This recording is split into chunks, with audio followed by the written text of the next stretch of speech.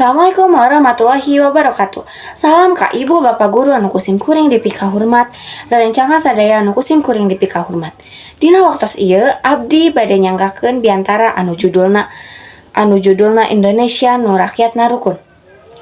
Indonesia nagara nu ku urang dipika nyaah. Indonesia merupakan negara anu lega ti Sabang dugian ka Maroke.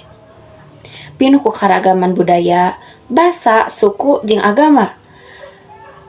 Sanajan beda-beda, urang tetep ngahiji dina hiji semboyan, nyaeta Bhinneka Tunggal Ika nu hartina beda-beda tapi tetep hiji.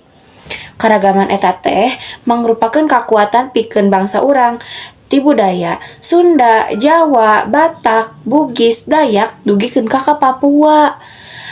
Sadayana ngawangun Indonesia jadi negara anu beunghar ku tradisi jeung kaindahan.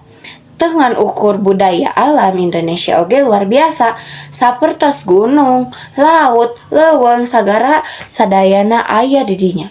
Tugas urang salaku generasi rumaja nyaeta ngajaga, ngahargaan, jeung ngamumule karagaman eta. Carana basajan sapertos ngajaga tata krama, hormat ka batur, sanajan beda tur mika nyaah kana budaya sarangan.